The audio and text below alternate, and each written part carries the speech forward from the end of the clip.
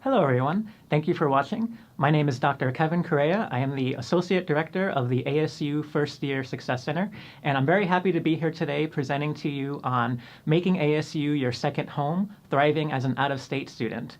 This is a topic I'm very passionate about. It was actually the focus of my doctoral degree research, and I'm very excited to share with you my insights from my research, as well as my experience over the years working with ASU out-of-state students. Today, we are going to be talking about context of out-of-state students at ASU. We're going to talk about out-of-state student experiences, and then we're going to talk about how you can make ASU your second home and thrive as an out-of-state student. So context. First, let's take a trip down memory lane. 1999, a very exciting year in pop culture. A lot of great music, a lot of great movies. Some of the pop artists that you know and love today got their start this year, such as Jennifer Lopez, Enrique Iglesias, Britney Spears. A lot of people were looking forward to Y2K and the new millennium. Many of you were actually born that year or were babies that year, so very, very exciting year. It was also the time when I started my freshman year in college. You see me, this is here at the bottom of the screen, a fraternity picture from my days back at the University of Michigan. I went to school in Michigan as an out-of-state student. I grew up in New York City and Central Florida. And I still remember very vividly my experience going to school at Michigan for the first time. Me and my family, we drove all the way up from Florida to Ann Arbor for my first day at college. And I remember feeling so excited and so ready and eager to start at the university and to be away from home and to be independent on my own in a new place. Just a lot of things that I was looking forward to. And then I remember as soon as my family dropped me off and they went back home to Florida, all of a sudden, this realization hit me that I was all by myself with no friends, no family, in this completely new environment. So what did I do? I started crying. You ever have, in your experience, one of those like really ugly cries where you're just like wailing uncontrollably? Yeah, that was me. It was so bad that I actually had to turn up the music really loud on my stereo just to drown out the sounds of my tears so that no one else in the hallway would hear me. Thankfully, my roommate wasn't there. But yeah, that was my first day at college. Eventually, things got better. I met my roommate. We got along really well. I joined the fraternity, made some friends, started enjoying myself. But even so, there were many challenges.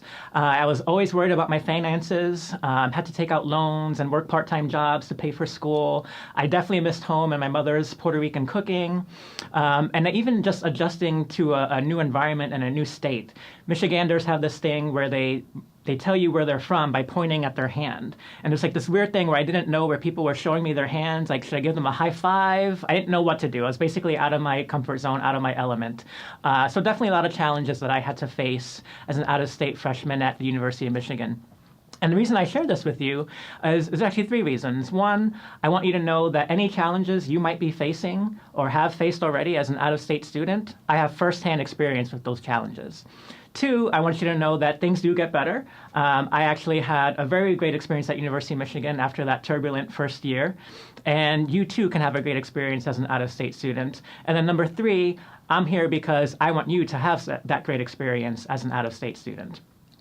So just to give you some context, I'm actually going to pause here and show you a really cool interactive website from the New York Times. Here's an article published in the New York Times about what they call the Great Out-of-State Migration. The first thing you see is a statistic right here that the number of students going to public universities out of state has nearly doubled since 1986, which is really amazing. If you scroll down, they also have this national map that highlights major migration patterns within the United States. Another cool feature is a migration map for each state, so you can actually scroll down and see how many students left each state, how many came in, and where they tended to go or come from. Some states, such as Alaska, have more students leave than come in. Arizona is more of a destination state because more students come to Arizona than leave, as you see here. We have 8,618 students who came to Arizona and then only 1,948 residents who left. Now I want to show you some facts about ASU specifically. The ASU Facts website is a great place to get lots of information and data about the university. The report I want to show you is right here. It's called Enrollment Trends for the Metropolitan Campuses. And you click on this report, and you can filter by different categories. So let's look at undergraduate students. And let's start with resident students, those who are in-state students at ASU. And if you see here, for all undergraduate students from in-state, the numbers grew pretty significantly from fall 2003 up until fall 2010. And then over the last few years, they've remained pretty steady and consistent in the 39,000 range. Now let's look at non-resident students who are out-of-state students and international. And here you see a clear trend from fall 2003 steadily climbing upward to fall 2016. So as you see, there's been tremendous growth in both the numbers and percentages of out-of-state students at ASU. Here you see in 2003, the percentage of students coming to ASU who are undergraduates from out-of-state or international was 23% there on the left. And then by 2016, just last year, that number had grown all the way up to almost 33%. So basically 1 out of every 3 students are now from out-of-state or international who are undergraduates at ASU. And what's also interesting is when you look at the growth.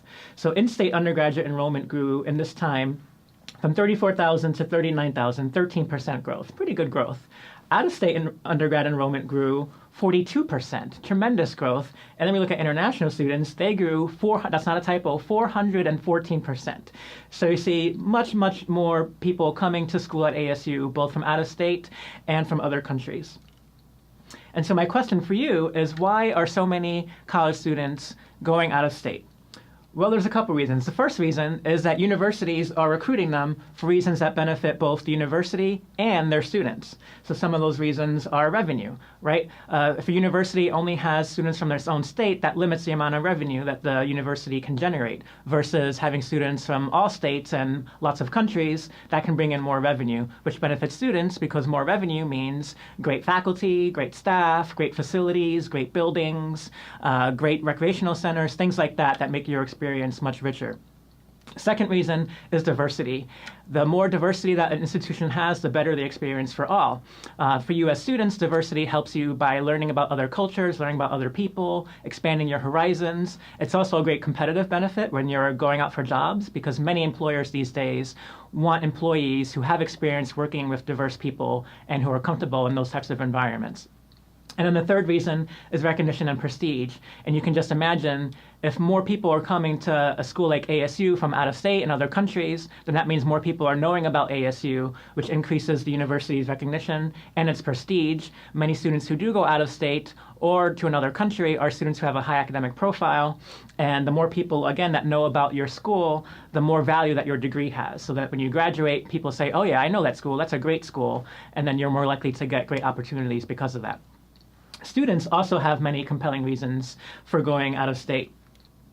As part of my doctoral research, I conducted a survey of several hundred W.P. Carey out-of-state students, and I asked them, why did you come to ASU? And here's what they said. The number one reason you see there, 73% said the location or setting. And that makes sense, right? We know ASU and Phoenix metropolitan area is a beautiful place, great weather, lots of sunshine, a really great place to learn and study. The second reason, with 55% saying this was one of their reasons, was student life. And we know ASU has lots of great things and opportunities for students, about 1,000 student organizations, lots of events that are happening all the time for students to connect with, a really great place to be a student. The third reason was they receive financial aid, things like scholarships.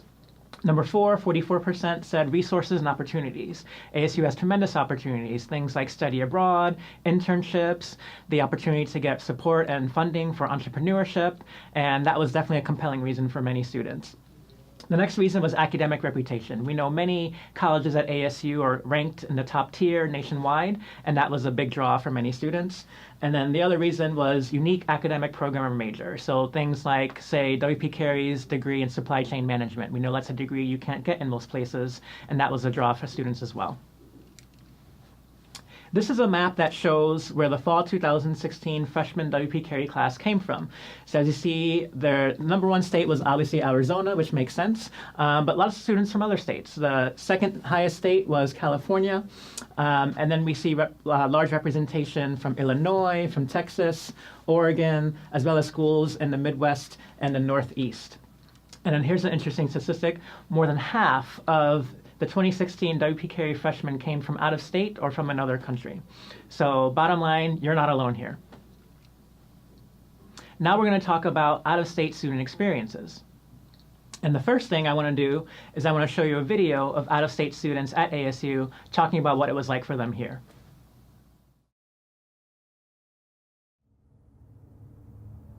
Here at ASU, we want our out-of-state students to feel like they belong. Las Vegas, Nevada. Boston, Massachusetts. Indianapolis, Indiana. Portland, Oregon. My first month at ASU as an out-of-state student was pretty hard. I'm used to being alone for the first time. It's also really fun in your first month because there's a lot of activities to do. Everybody's always doing something. I was definitely a shy person when I came here, and that changed very quickly because I had to get to know a lot of people that I didn't know, and meeting strangers was hard for me. It made me step out of my comfort zone, and I did appreciate that about coming from out of state. One of the hardest things about Arizona, not just ASU, but anywhere in Arizona, is it's really hot and you will sweat profusely, so get ready for that. But I promise if you make it until December, you'll be laughing at all your friends back up north when they're shoveling their driveways. You're in a totally new environment. It's a chance for you to explore, open up, or see things you never thought you'd see before. I was actually able to relate with other out-of-state students, and we were able to form friendships on common ground. I think the biggest challenge for myself when I came to ASU was really feeling like I was missing out back home. I was the only person who went out of state for school, and so all my friends were back home enjoying each other, kind of enjoying what we would normally do on a weekend. When I was here, I felt like I was left out. It is a challenging situation, but through those challenges, you're able to grow. You really have to try something different and something new to succeed in those situations. I think something that is super important that a lot of people don't think about coming from out of state is finances. ASU has a bunch of opportunities to get jobs here and off campus. They're really understanding about helping you out and doing what they can to support you. Well, the first person I can recommend you talk to if you have trouble adjusting to ASU is your first year success coach. Those are people who can really help you find connections, can help you get connected on campus, can help you thrive your freshman year. ASU is definitely home for me. It's become a home, a refuge, a place where I really feel a part of the community and connected, and the faculty and staff are always there to help. Whether that's just talking after class, if they're a professor, they're all really just out here to help students and help us. Go in and be like, hey, I need someone to talk to. They always have an ear to lend to you. Put yourself out there, make new friends, explore new places. This is a really interesting place to be, and there's a lot of things happening here right now. Get involved and learn a lot and be part of your environment.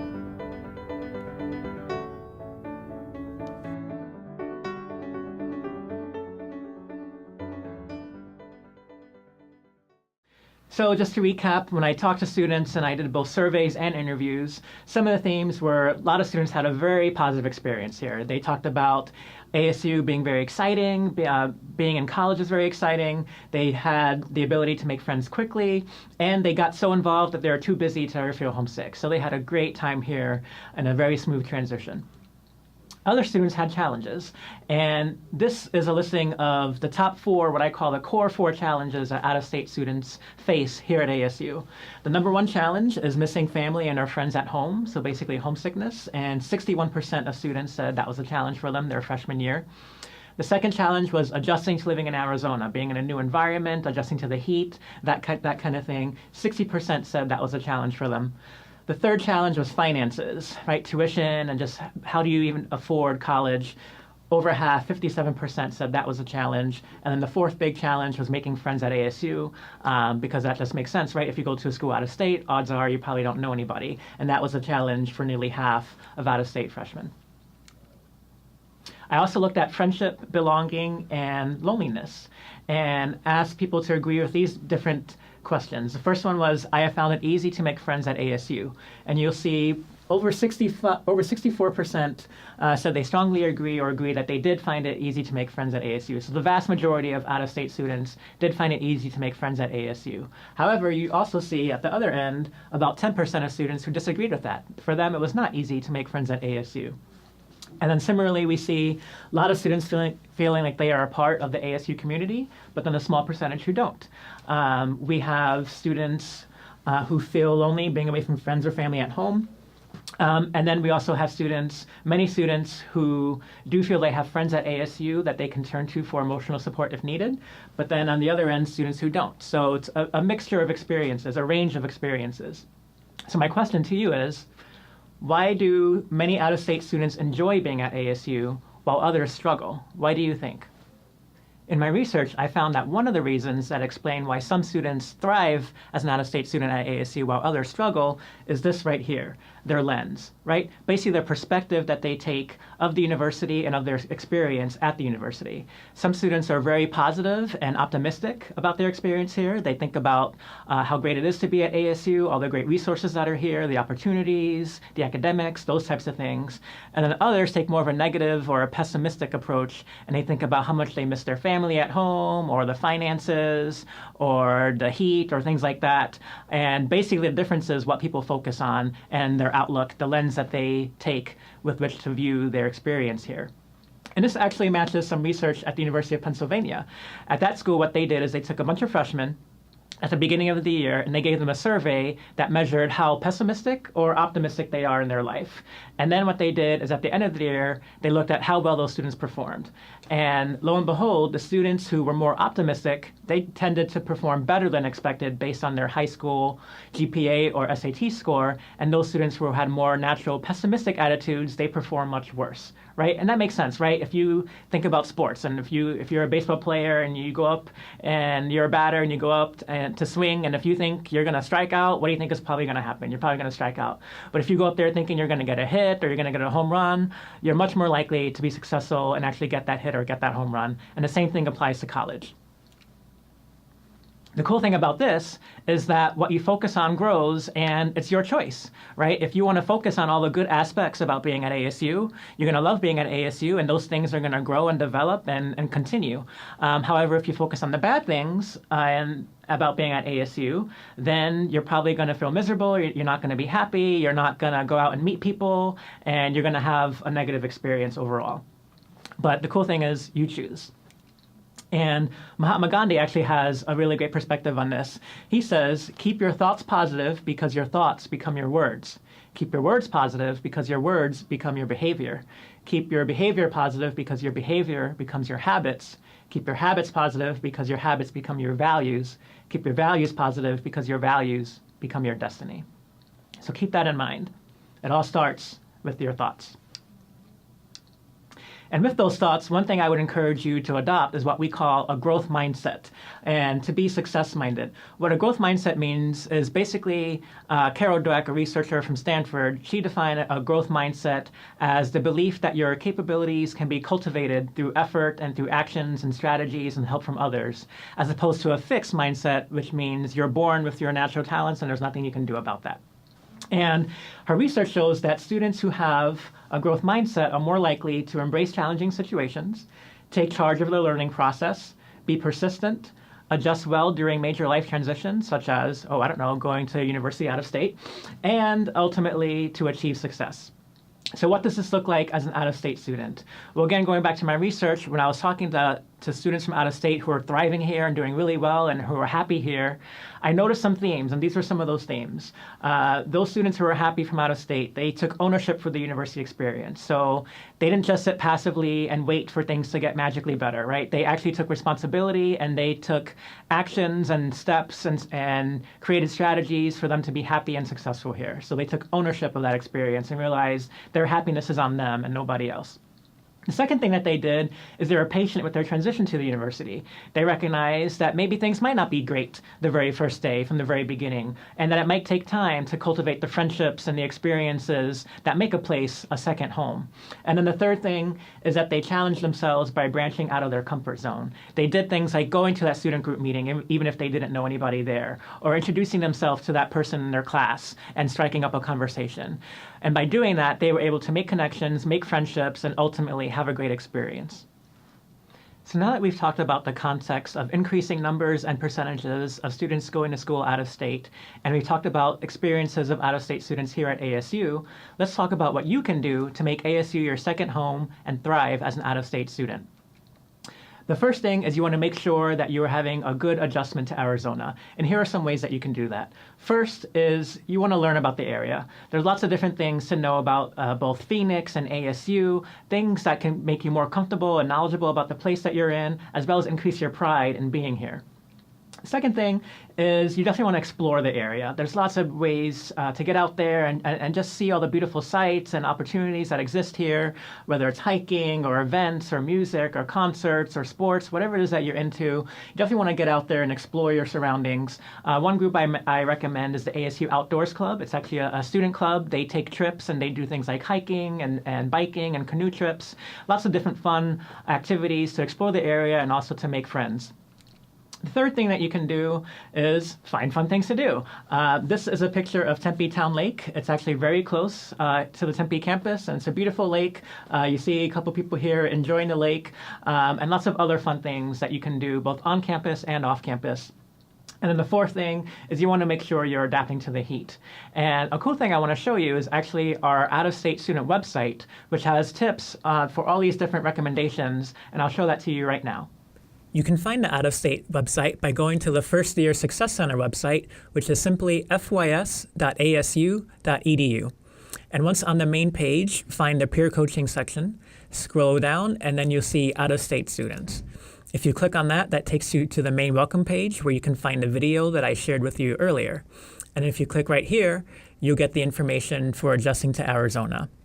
So for learning about the area, well, you have lots of fun facts, lots of different #1 rankings that ASU has achieved over the years, and lots of other facts that you can be proud of about ASU.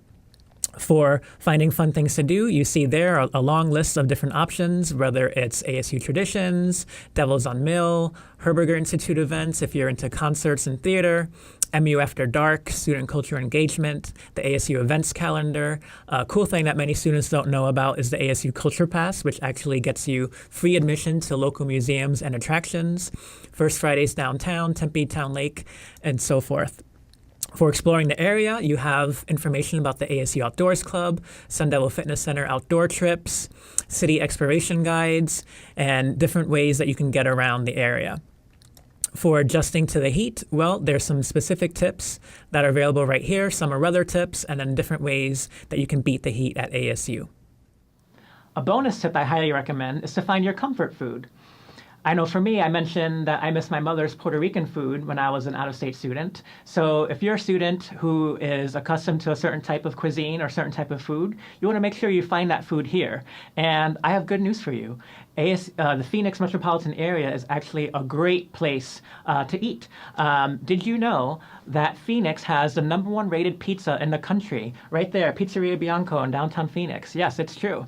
Also, we have the #1 rated Mexican food in the country, Barrio Cafe in Central Phoenix. So lots of great food here in the Valley. And actually, one thing I'll show you on our website is a listing of different ethnic cuisines that you can find in the Phoenix metropolitan area.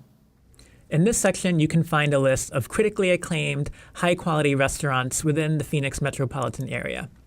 You just click the link, and then that will pull up an Excel file that gives you a great inventory of restaurants, whether you're looking for Italian food or Mexican food or other types of cuisine, different restaurants that you can search, and then a link to the website where you can find more information.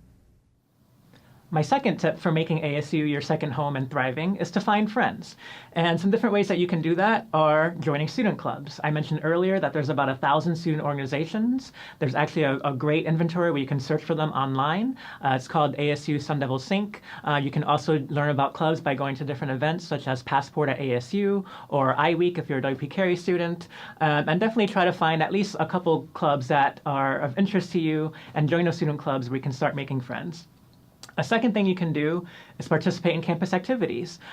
This is a picture of students whitewashing the A, which is one of the big Sun Devil traditions. And there are lots of different events that are happening all year long that you can be a part of, whether it's community service or sporting events, different things that you can do to get out there and be a part of the environment and make friends.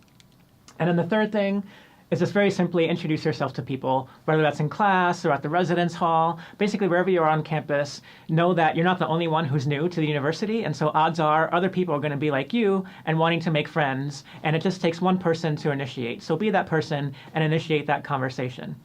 Now, one thing I'll show you, again, back on our out-of-state student website, is if you're someone who might be a little bit more on the shy side and not be so confident all the time about introducing yourself to people and striking up a conversation, we actually have a list of conversation starters that you can use, whether it's in the residence hall or in a classroom or just walking about on campus at the MU, that you can use to strike up a conversation and make those friendships.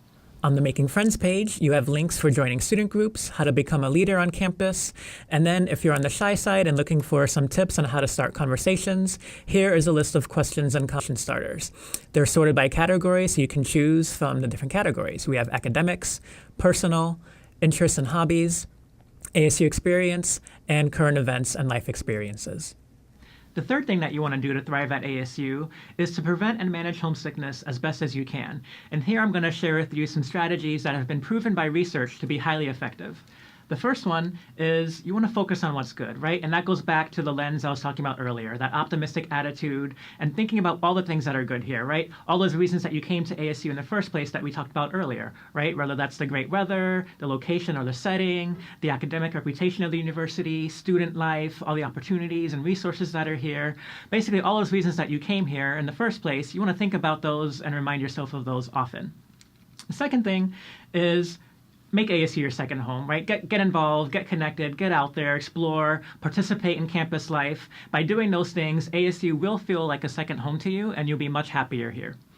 The third thing is recognize your feelings are normal. I mentioned earlier that homesickness was the #1 challenge that out-of-state students face, and so it's perfectly fine and normal if you're missing home from time to time. It's okay. It's part of being a student from out of state, and you can get past it. The next thing is be kind to yourself. If you don't beat yourself up if you're having a bad time or negative experiences, just pick yourself back up, be kind to yourself, and make things better. The next thing is find healthy ways to cope. Rather than eating out your feelings, you might consider going to the Student Recreation Center, the Sun Devil Fitness Complex, or go hike a mountain, take an exercise class, treat yourself to a massage. Basically, anything that's healthy for you to work out your stress and to cope with your experiences. The next thing, as this little fellow's doing here, is make sure you take a gradual approach, right? I mentioned earlier, some students, they might get here and they have a great time from the very beginning. Other students is going to take time, and probably for most students is going to take some time to make those friends, to feel comfortable, and just remember, take a gradual approach. And then the next thing is connect with home, but do so moderately, right? You want to maintain those connections, use technology to connect with your family, but don't go overboard. Don't spend all your free time connecting with family, because if you do that, then you're never going to make any new friends here. So make some time for your friends and family back home, absolutely, but also make time to find those new connections here. And then the other thing is seek support if you need it. There are so many resources and people here on campus that are available to you, people who care about you and who want you to be successful, whether that's your first-year success coach, whether that's your resident advisor or residential engagement leader in the residence hall, your faculty, lots of people here who care about you. We even have ASU counseling services who are available if you want to speak to a professional counselor. Basically, there are tons of people here that are available, and please do seek support if you feel like you need it. The other thing I recommend for you as an out-of-state student is to manage your finances. I know that going to school out of state can be very expensive, but there are lots of different ways that you can mitigate that concern, and I'm going to share some of those with you now. The first thing is you want to know the formula for having more money. Now, a lot of freshmen don't yet know this formula, and for that reason, freshman year is often the most difficult financially. But by knowing this formula, your sophomore, junior, and senior year can be much less expensive, much more affordable, and much less financially stressful. So, what is that formula? The formula for having more money is you can either increase your income and or decrease your expenses. So we'll talk about both. So increasing your income. One way that you can do that is to get a part-time job. ASU actually has tons of on-campus employment opportunities that you can find very easily through the student employment website. You can also get an off-campus job if that's your preference. And then the other thing I'd recommend is during the summers and between school years, making sure that you work as much as possible so that you're saving up money. Another way that you can increase your income is to think about scholarships. There are tons and tons of scholarships that are out there that most students don't even know about and never apply for. And just by searching and applying for those scholarships, you can increase your chances of getting them. Those scholarships are available through the ASU scholarship portal. The other thing that you can do is to decrease your expenses. So what are some ways to do that? Well, one way is you want to think about housing and ask yourself, are there some ways that you can decrease your housing costs? One option that many students take when they're sophomores or upperclassmen is they get off-campus housing with lots of different roommates so that you have different people splitting those bills and lowering the cost for each individual person. So that's one option that you can consider. Another option is to really think about your spending habits. Now, I ask you if you're someone, and I know many students are big coffee drinkers, and I ask you, is it necessary to get that expensive latte at your local coffee shop, or could you make some coffee at home and save some dollars that way? Or think about other ways that you're spending your money and really critically evaluating those spending habits and thinking about some ways that you can cut those costs. And then the third way that you can decrease expenses is to think about transportation. Unless a car is absolutely essential for you, I recommend not having one while you're a student, at least during your time at the school year, because that's a definite big way that you can lose money quickly, right? Through gas, mileage, parking, so on and so forth. Cars are very expensive. So if you don't really need a car, I encourage you to leave that car at home. The next thing that you can do to manage your finances is to think and plan ahead. And here, what I'm getting at is budget. You want to know how much money you have each semester and how much you have each month, and then plan accordingly. I can tell you that a lot of students have experienced that M&G dollars can go very quickly if you're not paying attention and not budgeting. So make sure you're budgeting and always knowing how much you have to spend, and then plan accordingly. The third thing is to be aware of important deadlines. It's so unfortunate when students miss deadlines that can benefit them. The one deadline I want to make sure that all of you know about is the priority deadline for filing your FAFSA, which is the free application for federal student aid. At ASU, that priority deadline is January 1st. So right now, I definitely encourage you, mark that down on your calendar and know that you have to apply for that FAFSA every single year that you're in college. You don't just do it once, you have to apply every single year. And so what I recommend is just during your winter break. You have a lot of free time on your hands, probably. That is the best time, definitely, to go ahead and submit that FAFSA application. And then also make sure you know about scholarship deadlines. Many scholarship deadlines are actually way in advance of the school year. So now is actually the time to start thinking about scholarships for next year, because many of those applications are due in January and February. So plan accordingly. The next thing is increase your financial literacy. There's a lot to know about credit and loans and finances in general. And the good thing is that ASU has lots of resources for that. So you can take a financial literacy class, for example. There's also online education that you can take through iGrad. And I highly recommend those, because the more you know, the better you are to manage your finances. And then use the resources. There are so many resources in place, such as the student employment website that I mentioned, the scholarship portal. I highly recommend you go to Financial Aid and Scholarship Services and just use the resources that are available to you to manage your finances. I'm actually going to show you where you can find those resources on our out-of-state student website. Here on the Finances page, we have lots of great links for you. There's a link to the Financial Aid and Scholarship Services website, link to the ASU and Student Employment website, as well as financial literacy information such as iGrad, the Financial 123 literacy class that you can take here on campus, a financial health checklist, and even things like money management tips and information on Arizona residency for tuition purposes. So now I want to synthesize some of the information I've shared with you and give you a model for how to thrive at ASU. The first thing is trust in your abilities even when times get tough. You are admitted to ASU as a student for a reason, and you have everything that you need to be successful here. So always believe in that. The second thing is have a plan for success and see it through. One thing that you can do if you're not sure how to start is to go see your first-year success coach, and they'll help you create a plan for how to thrive here at ASU and work with you on making that plan a reality. Third thing is reach out for help when needed. There's so many people I mentioned earlier that are available to you at the university who care about you, so might as well seek out that support. The next thing, involve yourself in the university community. That's really the only way that you're going to make this place your second home, is by getting out there, getting connected, and getting involved. You want to venture outside of your comfort zone. Just by coming to school out of state, you ventured outside of your comfort zone, so you might as well continue doing that. Keep putting yourself out there, keep challenging yourself, and that's where you'll get the most growth and enjoyment.